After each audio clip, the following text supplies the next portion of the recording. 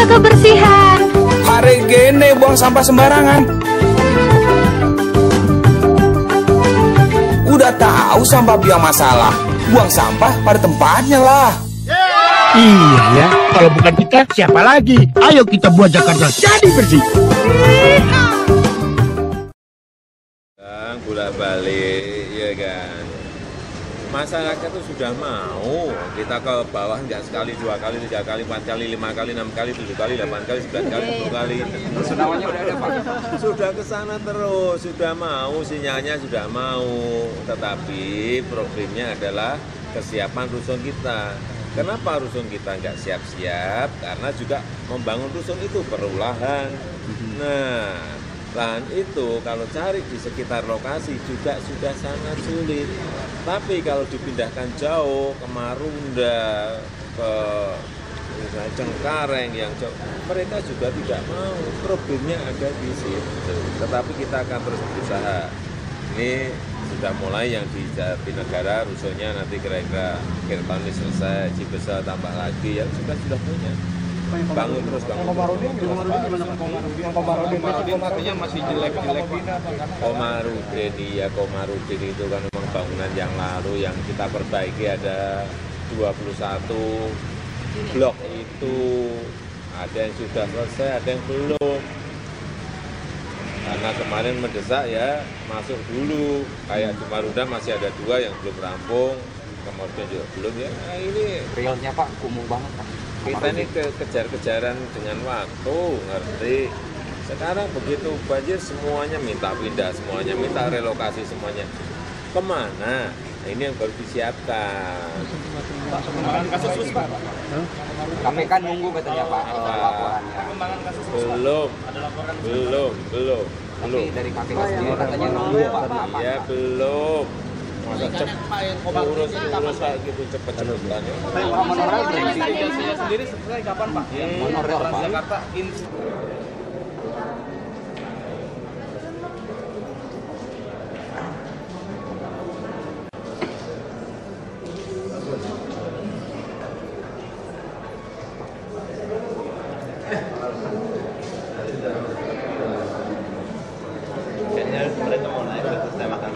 mulai naik dengan udah mulai naik.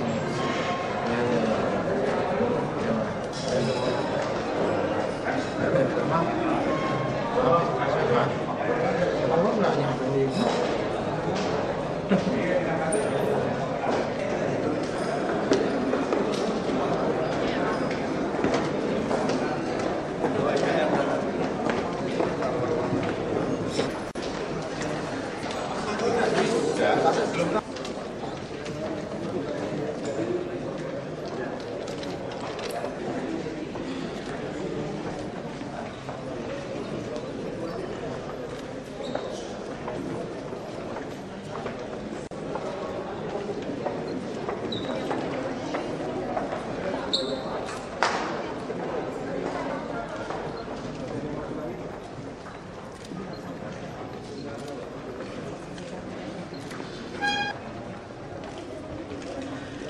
Assalamualaikum warahmatullahi wabarakatuh.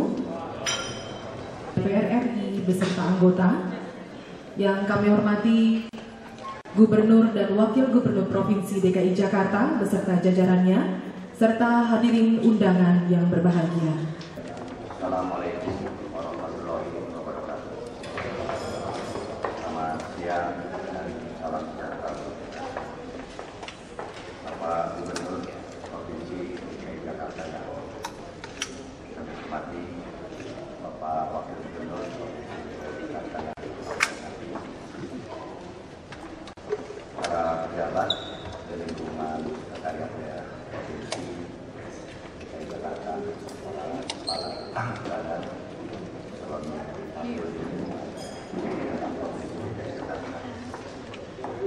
yang saya hormati Ketua dan anggota KPU daerah Provinsi DKI Jakarta, yang terhormat Ketua dan anggota Bawaslu daerah Provinsi DKI Jakarta, genap hadirin dan para anggota Komisi 2 yang saya hormati. Dengan memanjatkan puji syukur kehadirat Tuhan Yang Maha Kuasa, perkenankanlah pada kesempatan yang baik ini saya menyampaikan sambutan dalam rangka kunjungan kerja spesifik Komisi 2 DPR RI ke pemerintah Provinsi DKI Jakarta pada tanggal 17 Februari tahun 2014 ini dengan tujuan untuk memantau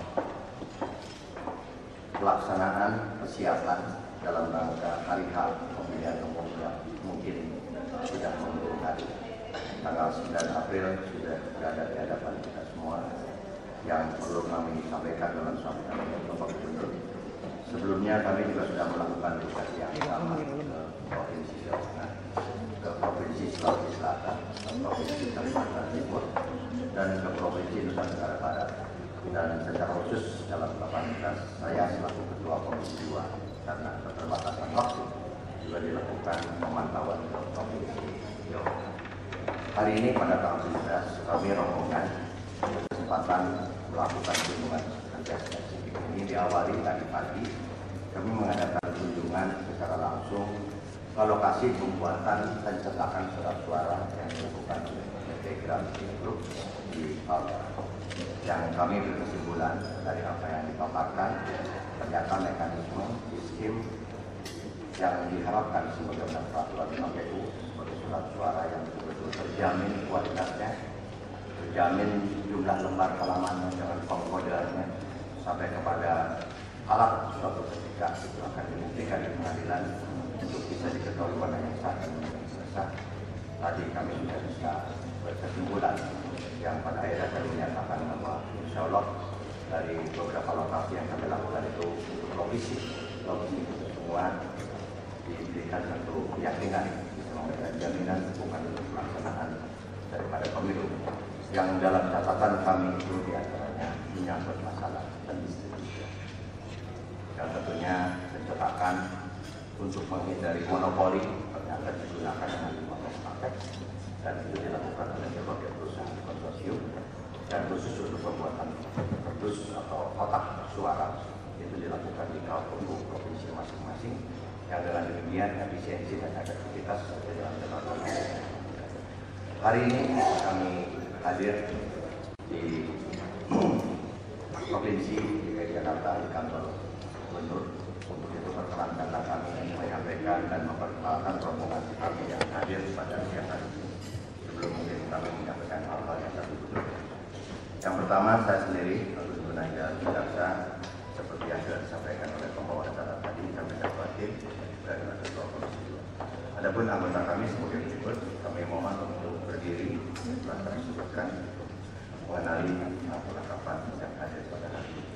Yang pertama dari fraksi Partai Demokrat, saya mohon untuk berdiri Bapak Abed Japutra Esos MI Pro. Assalamualaikum. Yang berikutnya Bapak Haji Muhammad Saiful Anwar dari Demokrat. Kemudian Bapak Insinyur Dodi Sutarno.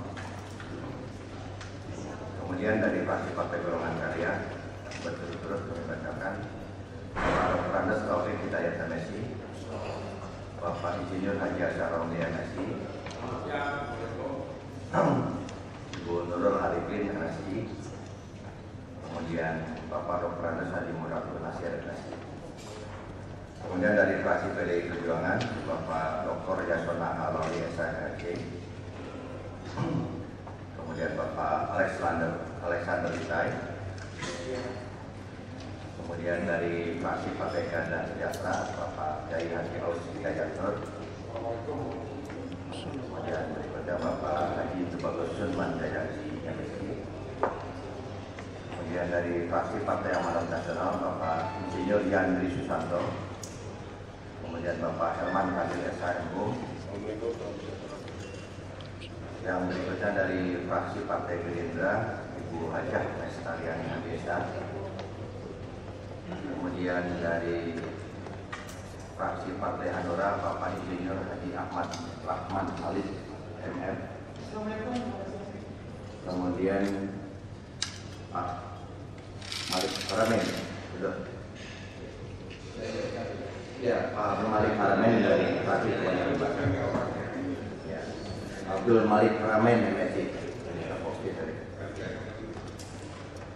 Selebihnya kami juga didampingi para tenaga ahli, Bapak Ses dan Pak Gubernur. Sebelum kami menyampaikan beberapa hal dalam pengantar sambutan ini, ada suasana yang terbiasa kami terjadi di berulang, karena kami sepertinya jumpa dengan sahabat kami seperti reunian dengan Bapak Basuki Cahayapurnama. Kami lebih mengenal sadar panggilannya dengan Ahok, gitu ya. Sampai hari ini pun kalau dipanggil, kalau bicara makan bareng-bareng, mau panggil Basuki, panggil aja Ahok. Gitu. Dan kami juga di sini hadir di belakang anggota Komisioner KPU Provinsi DKI, juga beliau mantan tenaga ahli di Komisi 2 2014. Yang pertama, tentunya sebagaimana tahapan pemilihan umum, kami ingin adanya jaminan tidak boleh ada warga negara yang hilang. Masih didapatkan hasil klarifikasi yang dilakukan oleh Bawaslu, ada sejumlah 2,1 juta yang masih belum memenuhi ketentuan syarat undang-undang. Yang masuk DPT itu adalah warga negara Indonesia yang lengkap dengan nama, identitas, dan sebagainya, termasuk NIK. Tapi yang sering orang fokus itu terfokus kepada NIK. Padahal faktor penyebabnya itu bukan hanya NIK, tapi harus namanya jelas, jenis kelaminnya jelas, tempat tanggal lahirnya jelas, alamatnya jelas, NIK-nya jelas. Nah, ini kami ingin juga mendapatkan perkembangan informasi tentang ini. Dari 2,1 juta ini sesungguhnya, walaupun mungkin kami memiliki data itu dari laporan KPU, kami ingin mengcross-check ada kesamaan data yang kami miliki dari KPU dengan real di lapangan di DKI.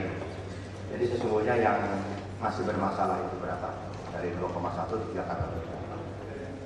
Langkah-langkah yang sudah ditempuh seperti apa? Karena kami terakhir sebelum mengakhiri masa sidang ini, karena kami akan reses panjang dari tanggal 6 Maret, kami akan reses panjang, tidak akan ada rapat-rapat lagi. Seluruh persoalan memasuki 9 April ini sudah termasuk soal DPT. Kami akan rapat kerja kembali dengan KPU untuk memfikskan real sesungguhnya pemilih secara nasional itu. Kami minta report di Jakarta seperti apa, apakah juga sama pengalaman kami di berbagai daerah, salah satunya ditemukan kendala kesulitan untuk melengkapi ketentuan undang-undang, tapi orangnya ada, yaitu para warga negara kita yang ada di lembaga pemasyarakatan itu. Apakah pengalamannya di Jakarta juga sama? Yang berikutnya, kami juga ingin mengetahui sampai sejauh mana berkenaan dengan kesiapan penyelenggaraan pemilihan umum menghadapi hari-hari ini yang berkaitan dengan personil. Di sini juga ada Ketua KPU, Ketua Bawaslu. Personil penyelenggara pemilu, baik dalam konteks penyelenggara di bawah koordinasi KPU Provinsi sampai kepada PPK-nya, PPS-nya, apakah juga sudah sampai merujuk kepada person-person di KPPS itu sudah siap secara keseluruhan. Yang jadi problem mungkin kami juga ingin mengetahui berkaitan dengan Bawaslu. Yang dalam peraturan perundang-undangan Bawaslu itu di tingkat desa, kelurahan, itu undang-undang hanya mengizinkan 1 sampai 5. Tapi Komisi 2 sudah mengambil langkah dan sudah mendapatkan persetujuan dengan pemerintah tentang hadirnya mitra pengawas pemilu di TPS yang anggarannya 800 miliar. Kami ingin juga mengetahui mungkin perkembangannya tentang rekrutmen berkenaan dengan mitra pengawas pemilu yang akan dihadirkan di setiap TPS. Artinya pada tataran personil tidak sesuai. Yang kedua juga mungkin yang berkaitan dengan hal-hal yang secara langsung atau tidak langsung,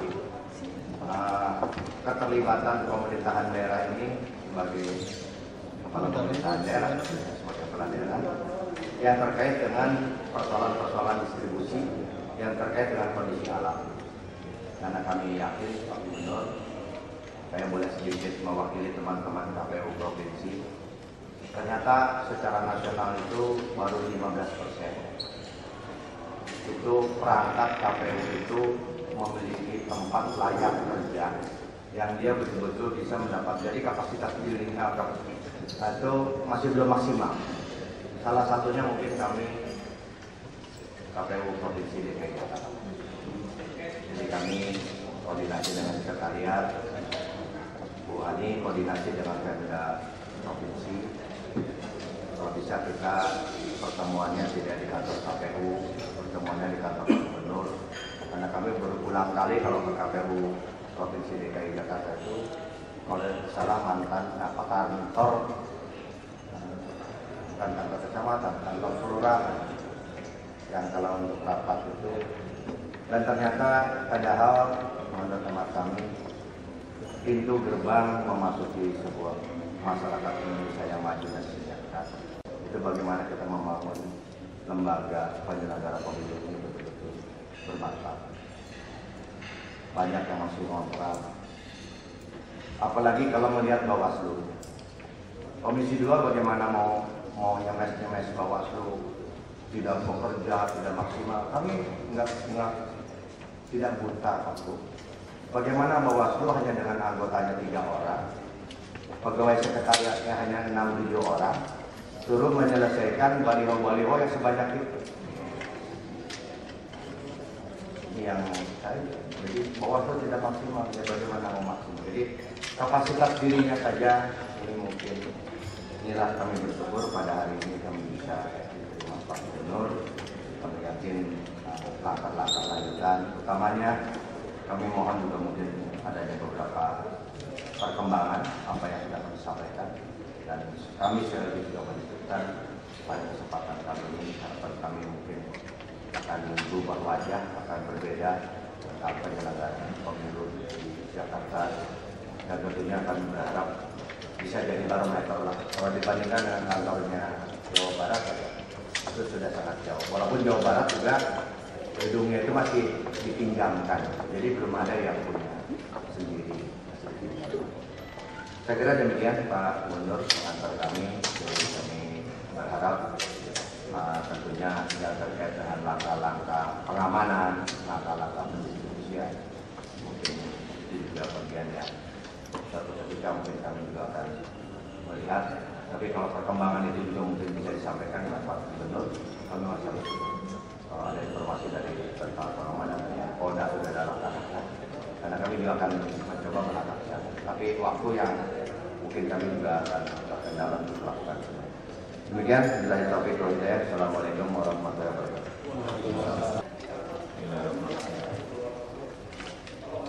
Assalamualaikum warahmatullahi wabarakatuh. Ya, hormati Bapak MSI, Ketua Komisi 2 DPR RI beserta seluruh anggota Komisi 2 yang pada siang hari ini hadir, dan hadirin yang berbahagia. Perlu kami sampaikan langsung dan mungkin nanti akan secara detail disampaikan oleh dinas-dinas kami yang berkaitan dengan ini, baik mengenai DPT dan tentu saja oleh PUD dan Bawaslu Jakarta, baik mengenai DPT, logistik maupun proses pembentukan yang berkaitan mungkin dengan pengawas pemilu di lapangan dan yang lain-lainnya, serta berlaga kampanye nanti akan langsung disampaikan oleh yang selalu berada di lapangan, sehingga masalah-masalah yang ada dan data-data yang ada nanti bisa lebih jelas. Tapi di sini perlu kami sampaikan bahwa sampai saat ini jumlah data pemilih yang masih bermasalah pada DPT pada 20 Januari 2014 ini masih ada sebanyak 13.182, dan data pemilih bermasalah tersebut memang sebagian besar, yaitu sebanyak 12.311 merupakan penghuni lapas atau rutan yang berada di DKI Jakarta, yaitu di Cipinang, di Salemba, dan di Pondok Bambu, dan sisanya sebanyak 871 merupakan penduduk dari non rutan. Tetapi lebih detail nantinya dalam tanya jawab kami persilahkan nanti dari seluruh dinas yang hadir, KPUD dan Bawaslu untuk Bapak bisa menyampaikan secara langsung kepada Bapak Ibu Ketua dan anggota Komisi 2. Saya kira itu sebagai pengantar dan ucapan selamat datang kami kepada Bapak Ibu sekalian, anggota Komisi 2 DPR. Terima kasih. Assalamualaikum warahmatullahi wabarakatuh. Pak Gubernur yang kami hormati, Ketua dan seluruh anggota Komisi 2. Yang pertama saya laporkan, kami Dinas Dukcapil sangat memiliki kerjasama yang erat dengan KPU Provinsi DKI Jakarta. Itu yang merupakan komitmen kami dari mulai awal. Ini yang pertama. Dan kita ketahui bahwa DPT itu sudah 4 kali penetapannya. Per 12 September, per 20 Oktober, per 2 Desember, dan terakhir tadi per 20 Januari 2014. Dan tadi sudah disampaikan Pak Ketua bahwa kalau disebut DPT bermasalah, sesungguhnya bukan hanya nomor induk. Ada 5 elemen data itu. Yang pertama nomor induk, yang kedua nama, yang ketiga tanggal lahir, yang keempat jenis kelamin dan alamat. Selama ini di koran selalu dikirim seolah-olah hanya masalah nomor induk, padahal 5 data ini sama pentingnya. Tadi sudah disampaikan Pak Gubernur, hingga 20 Januari 2014 yang masih belum tuntas elemen 5 data itu 13.182 dari 7.1.520. Jadi kurang lebih 0,18%. Sebagian besar adalah penghuni rutan dan lapas. Tadi disampaikan Gubernur 12.311 merupakan penghuni lapas atau rutan, dan sisanya ada penduduk biasa yang memang tidak memiliki identitas sama sekali. Kami juga mempunyai hubungan baik dengan Kanwil Kumham. 12.311 ini sudah diberikan daftarnya, tapi itu pun baru pada tanggal 12 Februari. Tetapi kembali di data itu ada masalah, namanya tidak standar, ada BIN. BIN ini kemudian banyak nama alias, itu yang pertama. Yang kedua, tanggal lahirnya pun banyak yang tidak akurat, demikian juga dengan alamat. Jadi di 12.000 itu tidak bisa kami dapat yang mana merupakan penduduk DKI Jakarta, yang mana bukan penduduk DKI Jakarta. Kalau sebatas tugas kami memberikan nomor induk, sebetulnya tidak masalah. Tetapi jangan sampai nanti kamu berikan nomor induk, padahal dia sudah punya nomor induk sebelumnya, tapi karena dia menyembunyikan identitasnya. Apalagi kalau dia bukan penduduk DKI Jakarta, pemberian nomor induknya tentunya merupakan kewenangan daerah di mana dia KTP-nya. Namun demikian kami akan berkoordinasi dengan Kementerian Dalam Negeri untuk mencoba mencari nomor induk dari yang 12.000 ini di mana?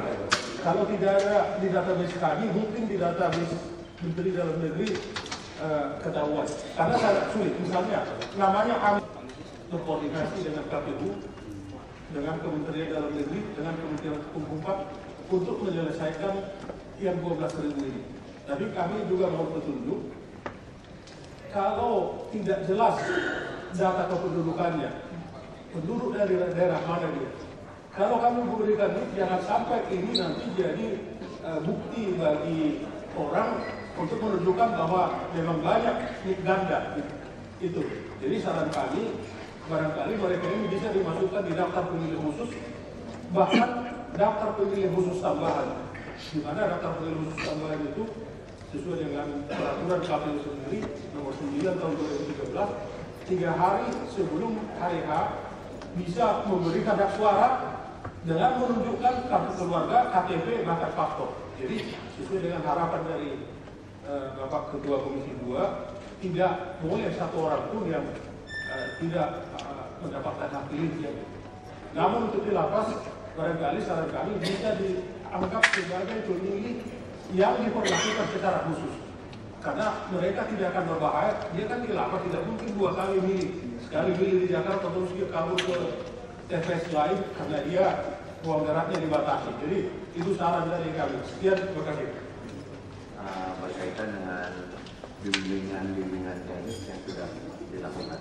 Karena secara faktual di 5 titik kami ketemu, masih banyak pemilu apakah mencontreng atau mencoblos. Bahkan calegnya sendiri pun bikin baliho, ada yang pakai paku, ada yang pakai contreng. Kami silakan Ketua KPU. Assalamualaikum warahmatullahi wabarakatuh. Yang saya hormati Ketua Komisi 2 DPR RI beserta para anggota, Bapak Gubernur dan Wakil Gubernur, Bapak Ibu hadirin yang berbahagia. Ada beberapa hal yang ingin saya sampaikan terkait dengan kesiapan KPU dalam menyelenggarakan pemilu tahun 2014. Yang pertama tadi soal DPT, sudah 6 kali KPU provinsi, ini juga saya kira KPU secara nasional, Provinsi DKI melakukan perbaikan DPT. Ini terkait dengan masih tersisanya daftar pemilih yang oleh sistem SIDALEG itu dinyatakan invalid karena tidak lengkap, terutama yang terkait dengan NIK-nya, ada juga yang terkait dengan tanggal lahir dan juga jenis kelamin. Sampai dengan 20 November kemarin, perbaikan terakhir yang kami lakukan itu jumlah pemilih ada 7.1.520 pemilih. Dari 7.1.520 pemilih itu masih tersisa 13.182 yang dinyatakan invalid. Seperti tadi disampaikan oleh Bapak Gubernur, sebagian besar dari 13.182 itu berada di lapas di Salemba, di Cipinang, dan juga di Pondok Bambu. Kami sudah berkoordinasi dengan Kementerian Hukum dan HAM untuk bisa mendapatkan data yang lebih komprehensif dan juga beserta Dinas Kependudukan dan Pencatatan Sipil untuk bisa dilengkapi data yang terkait dengan NIK ini, sehingga nanti ke menjelang pemilu itu seperti disampaikan oleh Bawaslu 2 minggu sebelum pemungutan suara diharapkan persoalan NIK invalid itu sudah bisa diselesaikan. Namun demikian memang sampai hari ini yang tersisa kami terus melakukan koordinasi dengan Kementerian Hukum HAM DKI dan juga Dinas Dukcapil untuk melengkapi itu. Bapak sekalian yang saya hormati, dari 7.1.520 tersebar di 17.045 TPS. 17.045 TPS dan terkait dengan personil, kami sudah membentuk PPK dan PPS. PPK dan PPS bulan Januari kemarin sudah kami kukuhkan. Sementara kalau KPPS menurut jadwal sekarang ya usahakan untuk dibentuk. Jumlah PPS-nya ini jumlah PPK jadi 44 kecamatan di wilayah DKI kali 5 orang, ada 220 orang. Kemudian jumlah PPS-nya 3 orang kali 267 kelurahan, jadi ada 801 orang. Nah nanti KPPS yang akan kami bentuk itu berjumlah 7 orang kali 17.045 TPS, itu berjumlah 119.315 orang KPPS.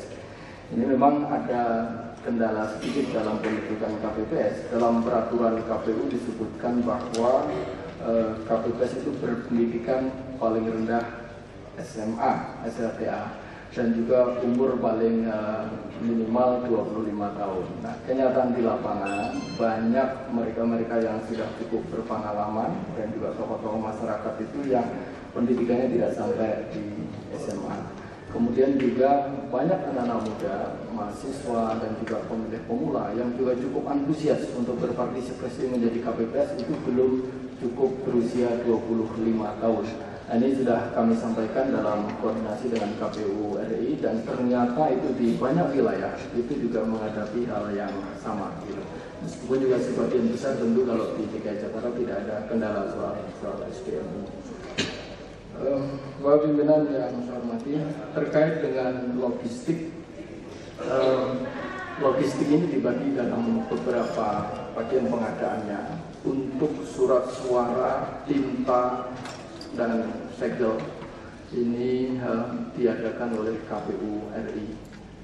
KPU RI surat suara sebagian sudah di semua wilayah DKI kecuali Jakarta Utara dan Kepulauan Seribu. Surat suara sudah didistribusikan dan sampai ke KPU Kabupaten Kota, tetapi ini baru surat suara DPR RI, yang DPD dan DPRD belum. Kemudian tinta juga sudah sampai. Nah, di Jakarta Utara baru tinta, kemudian juga Kepulauan Seribu juga baru tinta. Dalam waktu dekat ini kami dapat informasi juga surat suara akan disampaikan, dan juga yang untuk DPD dan juga DPRD. Di jumlah di DKI Jakarta ada 10 daerah pemilihan untuk DPRD dengan jumlah calegnya ada 1.266 calon anggota legislatif DPRD, dan untuk DPD ada 35 orang. DPD ada 35 orang. Kemudian juga yang lain-lain sekalian, bimbingan teknis sekarang sedang mulai dilakukan mulai bulan Februari Maret ini. Kami akan memang program kami sesuai dengan jadwal ini adalah masa-masa melakukan bimbingan teknis, terutama bimbingan teknis yang kami tekankan adalah kepada KPPS karena mereka adalah penyelenggara di garda depan yang nanti akan melakukan pemungutan suara dan juga penghitungan suara di tingkat awal. Mereka pula yang akan menentukan apakah sebuah suara itu sah atau tidak sah. Karena itu bimbingan teknis kepada mereka itu harus sangat intensif. Memang ada kendala pimpinan yang saya hormati, anggaran di KPU untuk bimbingan teknis itu untuk 2 orang. 2 orang, jumlah anggota KPPS itu ada 7 orang, tetapi tentu kami tidak itu. Kami menargetkan kalau bisa bimbingan teknis itu minimal KPPS 1, 2, dan KPPS 3 dan 4. Karena mereka nanti yang akan terlibat di dalam penulisan administrasi pemungutan dan penghitungan suara di TPS. Karena itu sudah diberikan kewajiban.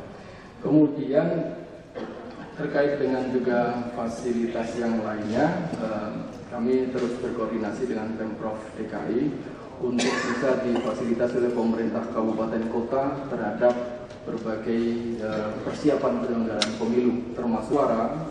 Sebagian besar kami masih menggunakan sisa pemilu tahun 2009 yang terbuat dari aluminium dan juga sisa pilgub kemarin, kira-kira sekitar 60%. Nah, kekurangannya yang sudah rusak atau juga hilang itu diadakan dengan kotak suara dari kardus.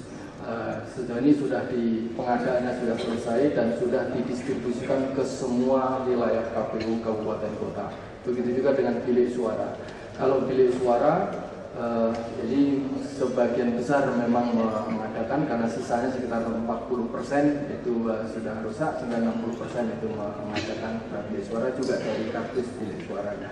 Tapi nanti kami ingin di setiap TPS selain 2 kardus karena ada 3 kotak suara, yang satunya terbuat dari aluminium, sehingga nanti yang ini tempat untuk logistik itu ketika diangkat-angkat tidak ada persoalan yang berarti.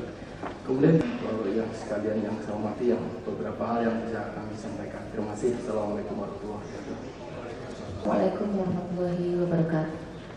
Yang saya hormati Ketua Komisi 2 DPR RI beserta anggota, yang saya hormati juga Bapak Gubernur dan Wakil Gubernur DKI Jakarta beserta jajarannya. Kami Bawaslu Provinsi DKI Jakarta akan menyampaikan beberapa hal yang terkait yang ditanyakan oleh para pimpinan tadi. Yang perlu saya sampaikan yang pertama memang terkait dengan fasilitas di kantor. Di awal terbentuknya Bawaslu Provinsi DKI Jakarta, kami sudah berkoordinasi dengan pemerintah daerah yang difasilitasi langsung oleh Kepala Kesbangpol DKI Jakarta. Jadi sampai saat ini Bawaslu Provinsi DKI Jakarta kantornya itu bertempat di Sunter, Pak. Jadi untuk kabupaten kota sampai tingkat kecamatan itu fasilitasinya langsung difasilitasi melalui wali kota setempat. Nah kalau di DKI Jakarta itu hanya problem jarak saja, Pak, karena memang tidak di pusat, itu saja. Kalau karena di Jakarta Utara. Dan masalah banjir itu pun sudah tahun kemarin tidak separah yang tahun lalu, jadi itu sudah bisa diatasi. Nah kalau untuk di tingkat kecamatan memang semua terfasilitasi, Pak, hanya satu. Cuman itu sudah kita komunikasikan ke pemerintah daerah. Cuman memang karena keterbatasan anggaran yang menjadi problem hanya fasilitasi kantornya, bukan kantornya. Gitu. Karena memang kalau fasilitasi kantornya itu kan terkait dengan APBN. Gitu. Tapi semaksimal mungkin saya minta kepada Panwaslu kecamatan dan kabupaten kota untuk segera berkomunikasi dengan wali kota. Jadi diselesaikan saja di tingkat wali kota masing-masing. Jika memang tidak bisa, baru kami komunikasi kepada pemerintah provinsi. Nah untuk di tingkat PPL, Pak, karena berdasarkan Undang-Undang 15/2011 memang disebutkan 1 sampai 5. Tapi berdasarkan surat edaran Bawaslu yang kami terima di DKI Jakarta, jadi kami hanya diminta membentuk 3 orang PPL per kelurahan. Jadi jumlahnya 267, ada 801. Berdasarkan Perbawaslu tahun 2012, akhirnya kami membentuk PPL ini tidak satu kelurahan 3. Jadi berdasarkan Perbawaslu itu bisa dipertimbangkan antara kondisi geografis dan sebaran TPS. Akhirnya kami mengambil kesimpulan untuk berdasarkan sebaran TPS saja. Jadi kadang di tingkat kelurahan itu ada yang bisa lebih dari 3, ada 4 dan 5, tergantung jumlah sebaran TPS-nya berdasarkan peraturan Bawaslu. Nah sampai saat ini 2014 PPL yang sudah masa tugas PPL itu 5 bulan, masa tugas kecamatan itu 8 bulan. Untuk masa tugas Panwaslu ke kabupaten kota 1 tahun. Jadi kalau untuk kabupaten kota kita kan SK-nya berdasarkan tahun lalu sampai pemilu DPR dan DPRD, Pak. Nanti kita perpanjang lagi sampai Pilpres. Nah, yang selanjutnya terkait dengan penertiban alat peraga kampanye. Seperti yang tadi Bapak sampaikan, jadi berdasarkan PKPU nomor 15 tahun 2013, penertiban alat peraga kampanye ini memang dilakukan oleh Bawaslu, Panwaslu Kabupaten Kota berkoordinasi dengan pemerintah daerah. Jadi kami tidak melakukannya sendiri. Jadi dalam hal ini pemerintah daerah yang dimaksud adalah Satpol PP. Jadi di tingkat kota dan di tingkat provinsi, Bawaslu Provinsi DKI Jakarta kalau mau menemukan alat peraga pasti berkoordinasi dengan Satpol PP. Seperti data yang kami sampaikan, yang Bapak Ibu terima, ada sekitar 11.000 titik yang sudah diturunkan oleh Bawaslu Provinsi DKI Jakarta beserta jajarannya. Jadi itu laporan sementaranya per Januari, semuanya itu saja ingin kami sampaikan dari Bawaslu DKI Jakarta. Wassalamualaikum warahmatullahi wabarakatuh. Dengan seizin Pak Gubernur, Pak Wakil Gubernur, saya mencoba memberi penjelasan bahwa pada dasarnya Satpol PP sangat siap untuk membantu penyelenggaraan pemilu. Terbukti kami telah mengundang KPU, Bawaslu, partai politik, DPD, semua sudah kami undang. Maksud saya tidak lain adalah bahwa kami punya anggota. Seperti yang tadi disampaikan oleh Pak Ginanjar bahwa Bawaslu dan KPU itu ada 6-7 orang. Kami punya 6.000 orang. Jadi kami siap manakala diperintahkan, manakala suruh membantu. Tujuan saya mengumpulkan beliau-beliau ini adalah, yuk kita sama-sama, kita bikin satu atap, bila ada permasalahan, kita selesaikan sama-sama. Dan di bulan Maret ini akan dilanjutkan oleh Kesbangpol. Itu kita laksanakan. Dan sekarang ini juga kami sudah melaksanakan penurunan baik itu baliho, spanduk, bendera parpol, umbul-umbul, dan lain sebagainya, Pak.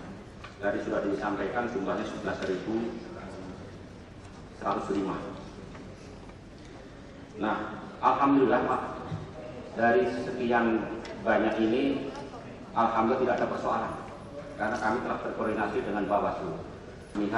Kami akan melaksanakan perintah, dan saya tahu bahwa memang pimpinan kami, Pak, Gubernur dan Wakil Gubernur memang dari partai politik.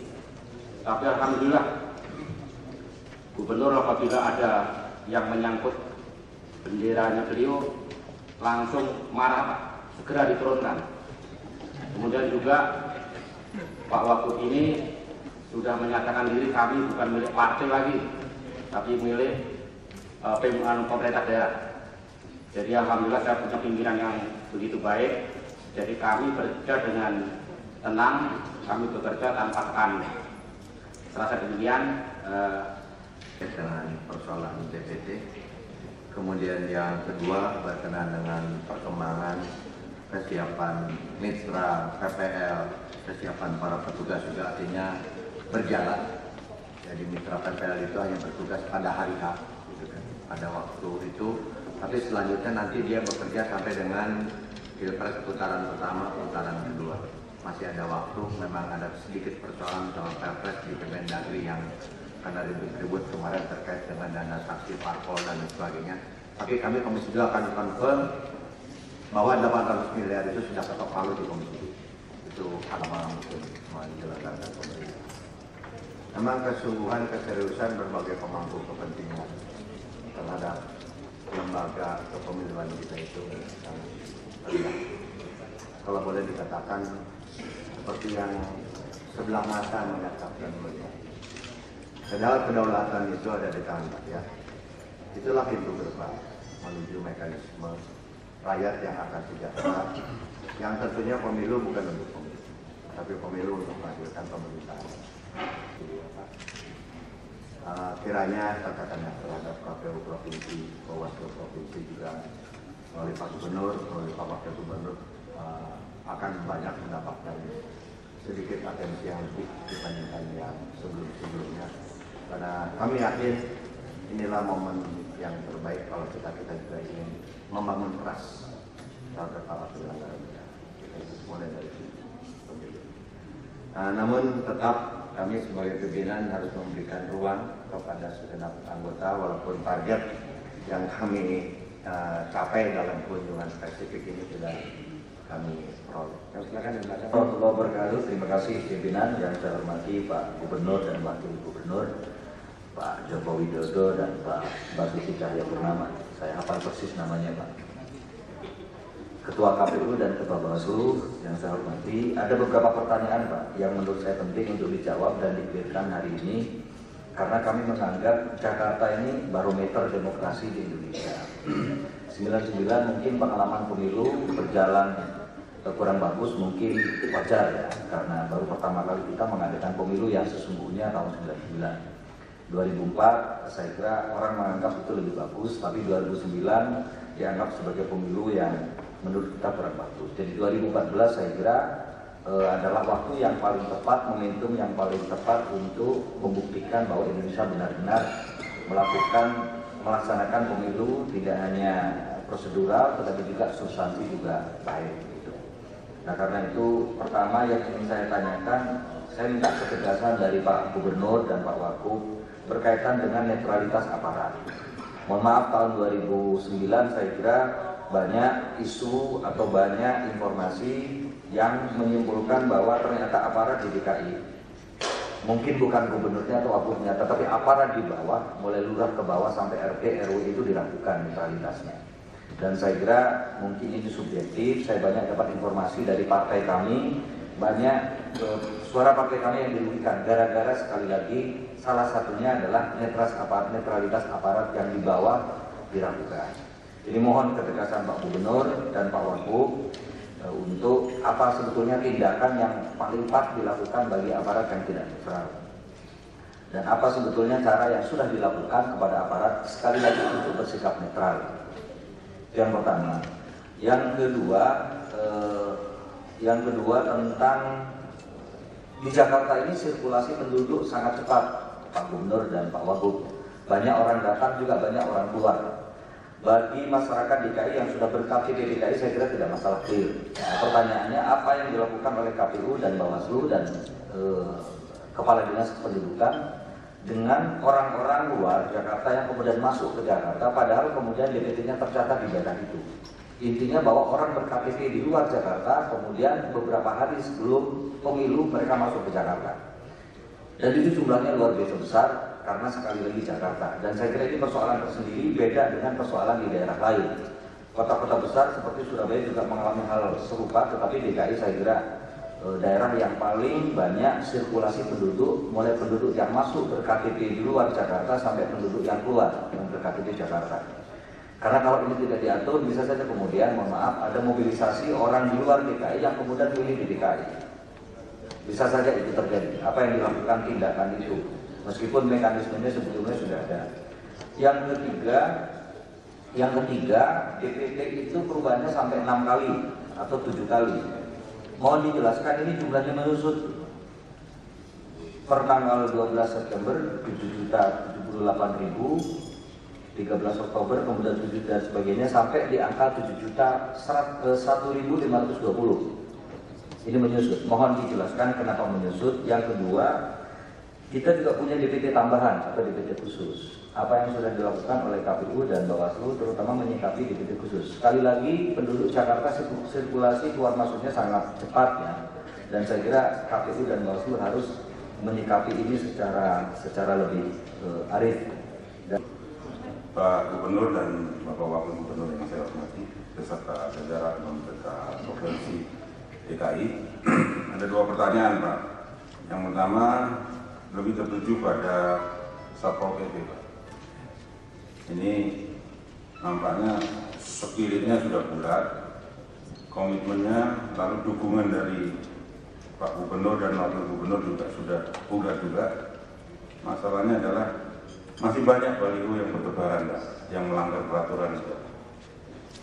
Baik calon anggota legislatif, calon presiden, dan lain sebagainya. Nah ini kenapa bisa itu? Antara lain yang bisa saya sebutkan ini calon presiden dari Partai Bulan Bintang, Pak Yusril, Pak, karena sekampung dengan Pak Wagub, terus Bapak nggak mau nurunin, karena apa ini Pak? Lalu juga setahu saya peraturan KPU juga menyebutkan bahwa partai itu satu partai itu di ruang publik tempatnya ditentukan dan ada pembatasan sebenarnya, tetapi juga dari PDIP ini banyak sekali di ruang publik yang bertebaran. Nah, saya tidak menghubungkan ini dengan Pak Jokowi nanti, karena memang partainya Pak Jokowi juga kebetulan. Satu. Terus yang kedua, pertanyaan kami Pak kepada penyelenggara pemilu. Ya, mungkin KPU dan Bawaslu mungkin perlu berterus terang saja apa yang perlu dibantu oleh Pemprov pada saat ini. Fasilitasi bantuan itu seperti apa untuk sampai pada tercapainya pemilu yang luber jurdil dan sukses tanpa kekurangan satu apapun. Tadi memang sudah muncul keinginan KPU untuk Bintang nanti mau difasilitasi dan yang telah ditampilkan oleh teman-teman dan penjelasan lebih lanjut.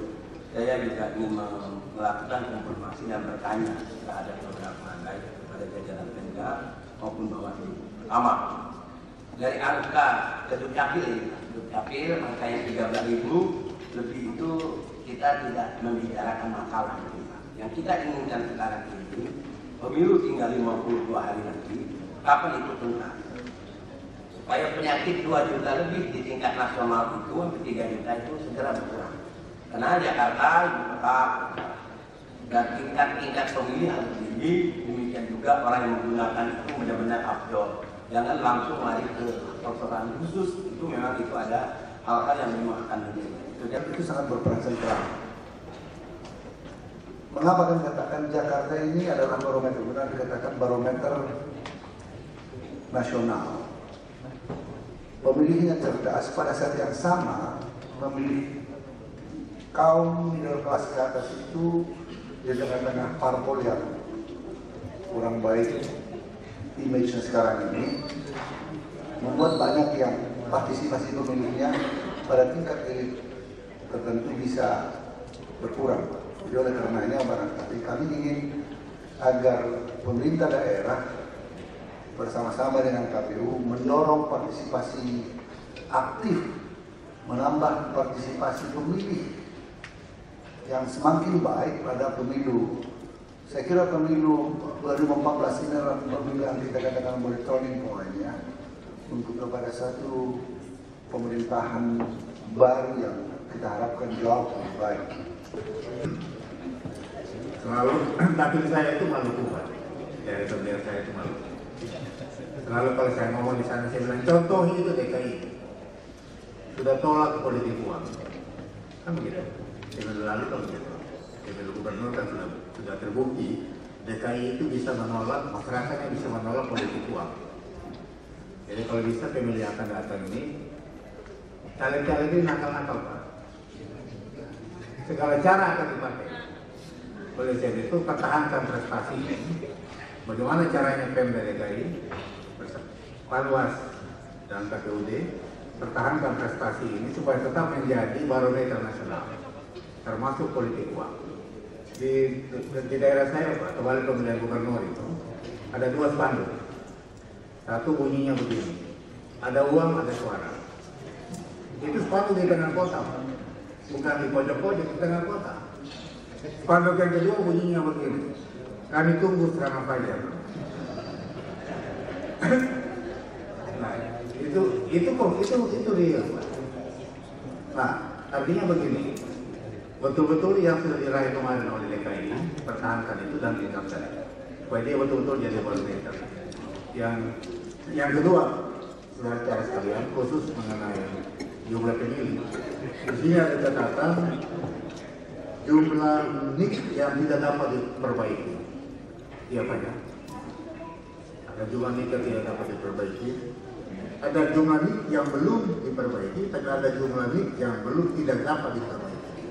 Alasannya tadi beberapa. Tapi saya kira begini, Pak. Prinsipnya semua warga negara itu harus punya identitas. Itu undang-undang. Oleh sebab itu bagaimana caranya bahwa nanti ada khusus untuk apa itu, pemilih khusus, daftar pemilih khusus, daftar pemilih ini dan sebagainya. Tetapi sebenarnya bisa diusahakan sehingga dia punya identitas. Bisa di-cross, sebuah NIK kalau dikeluarkan bisa di-cross-check dengan daerah asalnya. Tidak mungkin double. Dan saya kira barangkali Pemda DKI bisa membantu sehingga mereka yang tidak punya identitas sama sekali itu harus bisa punya identitas. Karena itu undang-undang mengharuskan pemerintah harus menyiapkan identitas setiap warga negara. Itu aja, Pak. Terima kasih.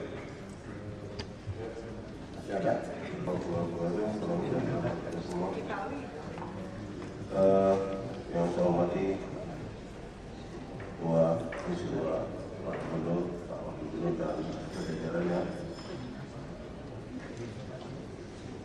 Saya melihat bahwa justru pengamanan masalah baliho-baliho yang ini di DKI banyak sekali, terutama di wilayah di Jakarta Timur, Pak. Ketika saya berkunjung ke sana, itu baliho-baliho itu banyak sekali bertebaran. Kalau saya melihat ini sosialisasi daripada KPU sangat kurang. Karena para caleg tidak memahami bahwa baliho itu tidak boleh dicaleg. Spanduk hanya caleg itu KPU 4,5 hanya spanduk. Baliho itu partai politik. Nah, ini sosialisasinya sangat kurang kalau saya lihat KPU ini.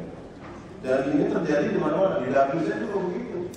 Kalau di dapil saya sudah banyak tersangka, masa iklan TV saya anaknya saya. Tidak mengerti bahwa itu tidak dilarang. Nah, inilah akibat sosialisasi kurang dari KPU, maka para caleg banyak yang tidak mengerti. Sembarangan dia pasang baliho-baliho, padahal itu aja Pak. Dan itu ditetapin. Nah kalau di tempat saya Pak itu kabelnya ada Indonesia. Jadi yang mau makan sepatu di stempelnya, nah di stempelnya, sehingga tertib sekali gitu. Ada satu kabupaten sama saya di Kabupaten Tanjung Barat, dia menetapkan seperti itu. Tidak boleh gimana?